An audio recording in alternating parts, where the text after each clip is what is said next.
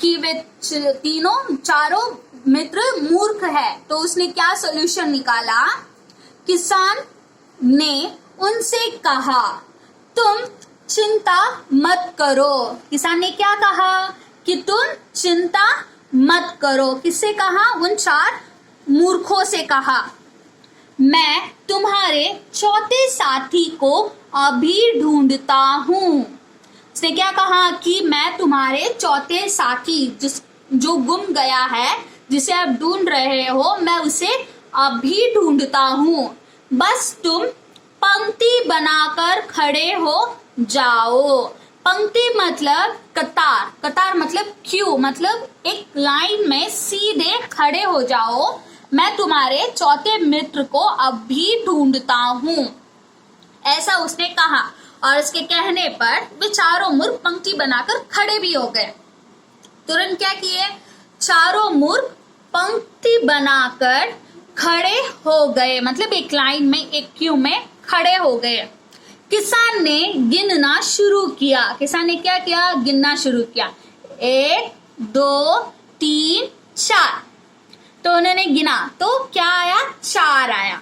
देखा तुम 4 हो, तुम्हारा कोई साथी नदी में नहीं डूबा है। तो देखिए इस पिक्चर में, देखिए इसने क्या किया? ये है हमारा किसान। इसने क्या, उसने समझ लिया कि ये चारों मूर्ख है और अपने आप को गिनना भूल गए हैं और एक दूसरे को गिनकर ही रो रहे हैं। ऐसे करके उसने क्या कहा कि तुम लोग पंक्ति में खड़े हो जाओ। ये देखो, दिख रहे हैं आपको? ये चारों जन एक लाइन में, एक क्यू में खड़े हैं। और ये जो हमारा किसान भाई है, इसने क्या किया? गिनना शुरू किया। कैसे? 1 2 3 4। इस प्रकार उसने गिनना शुरू किया और अंत में 4 है करके उसने उनको कह दिया। और क्या कहा कि तुम्हारा कोई भी साथी नदी में डूबा नहीं है। तो फिर चारों मूर्ख खुश हुए जब उसने ये कहा। ये सुनकर वे चारों मूर्ख खुश हो गए। उन्होंने किसान को धन्यवाद किया और फिर अपनी भैंस लेकर शहर की ओर चल पड़े। तो देखा बच्चों, इस प्रकार हमने क्या देखा? 4 मूर्खों की स्टोरी देखी कि किस प्रकार, अब देखो मूर्ख थे लेकिन उनमें थोड़ा बहुत दिमाग था कि हम नदी कैसे पार करें।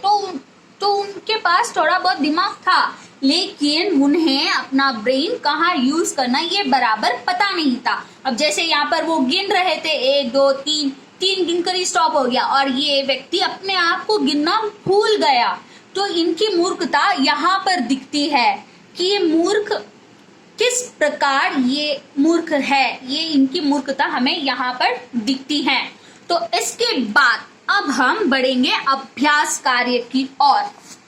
तो अभ्यास कार्य की ओर देखिए, अब आप अपने हाथों में पेन पेंसिल सब ले लीजिए, नोटबुक्स ले लीजिए और ये सब नोट करते जाइए। तो क्योंकि बिना अभ्यास कार्य के हम कुछ भी ज्ञान प्राप्त नहीं कर सकते। हमें किसी भी ज्ञान को स्थायी बनाना है तो उसके लिए हमें अभ्यास करना बहुत जरूरी होता है।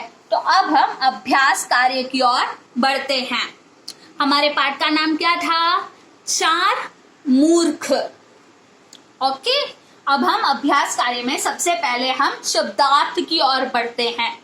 शब्दार्थ में पहला वर्ड है मित्र। पहला वर्ड क्या है? मित्र। मित्र का अर्थ होता है दोस्त। मित्र दोस्त, मित्र दोस्त। और दूसरा वर्ड है अजब। जैसे उन्होंने अजब तरकीब निकाली थी, है ना, हमने देखा था ना लेसन में वो वर्ड अजब। तो अजब मीन्स अनोखी, यूनिक, सबसे अलग। अजब अनोखी, अजब अनोखी। थर्ड वन है चिंता। चिंता मतलब वरी, टेंशन, किसी बात को लेके हम सोचते हैं, फिक्र करते हैं। ओके, चिंता, उसका अर्थ क्या होता है? फिकर। चिंता फिकर, चिंता फिकर। उसके बाद फोर्थ वन है सुबह। सुबह मीन्स मॉर्निंग। सुबह मीन्स व्हाट? मॉर्निंग। सुबह सवेरे, सुबह सवेरे। फिफ्थ वन है पंक्ति। पंक्ति मतलब मैंने आपको क्या कहा था, क्यू, लाइन, पंक्ति, कतार, पंक्ति, कतार। इसके बाद अब हम वचन बदलो। वचन बदलो मतलब क्या होता है, write in a plural forms. English में उसको क्या कहते हैं, write in a plural forms, या दूसरा हेडिंग होता है change the words into the plural forms, या कभी एक और एक हेडिंग होता है सिंगुलर प्लूरल्स, मतलब ये साइड होता है वो पूरा सिंगुलर होता है, ये साइड होता है वो पूरा प्लूरल फॉर्म में होता है। तो वचन बदलना, एक वचन को बहुवचन में बदलना होता है।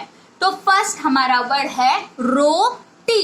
रोटी, रोटी का बहुवचन क्या होगा, रोटिया। जब एक रोटी है तो हम रोटी बोलेंगे, जब 10 रोटी है तो हम क्या बोलेंगे, 10 रोटी बोलेंगे नहीं, रोटिया, 10 रोटिया। इस प्रकार हमें वचन बदलना है। ओके बच्चों, तो चलिए फर्स्ट वर्ड हमारा रोटी, रोटिया, रोटी, रोटिया। सेकेंड वर्ड रास्ता, रास्ते, रास्ता, रास्ते। भैंस, भैंसे, भैंस, भैंसे। तरकीब, तरकीबे, तरकीब, तरकीबे। कहानी, कहानियां, कहानी, कहानियां। तो देखो बच्चों, इसमें आपने एक बात जरूर नोटिस की होगी कि अगर सिंगुलर साइड में एक वचन की और बड़ी ई की मात्रा है, जब हम उसको बहुवचन में बदलते हैं तो वो बड़ी ई की मात्रा छोटी ई की मात्रा बन जाती है और बाजू में या लगाकर ऊपर चंद्र बिंदु। ओके, तो ये बात आपको याद रखनी। देखिए नीचे भी कहानी, कहानी वर्ड में ये जो न के ऊपर बड़ी ई की मात्रा है, जब इसको बहुवचन में हम चेंज करेंगे तो वो बड़ी ई की मात्रा छोटी ई की मात्रा बन जाती है और पीछे या लगाकर ऊपर चंद्र बिंदु। ओके, तो इस प्रकार से हमें ये जो छोटे छोटे रूल्स होते हैं वो हमें याद करने होते हैं। ओके, तो इसके बाद अब हम बढ़ते हैं क्वेश्चन एंड आंसर्स, प्रश्न उत्तर की ओर।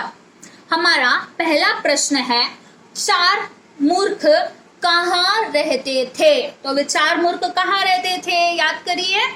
4 मूर्ख एक गांव में रहते थे। वे 4 मूर्ख एक गांव में रहते थे। देखिए मैंने यहाँ पे एक गांव को अंडरलाइन किया है, मतलब की आंसर्स, मेन आंसर्स को इस प्रकार अंडरलाइन करके शो किया जाता है। ओके स्टूडेंट्स, उसके बाद सेकेंड वर्ड क्वेश्चन, चारों शहर जाकर क्या करना चाहते थे? तो वे चारों किसके लिए शहर जाना चाहते थे? टाइम पास के लिए, घूमने फिरने के लिए, या किसके लिए? वे चारों अपनी रोजी रोटी, रोजी रोटी मतलब कुछ काम करके कुछ पैसे कमाकर अपना पालन पोषण, अपना भरण पोषण करना चाहते थे, अपनी रोटी कमाना चाहते थे। तो हमारा आंसर होगा चारों शहर जाकर अपनी रोजी रोटी कमाना चाहते थे। तो हम फिर से एक बार क्वेश्चन पढ़ेंगे, चारों शहर जाकर क्या करना चाहते थे? आंसर है चारों शहर जाकर अपनी रोजी रोटी कमाना चाहते थे।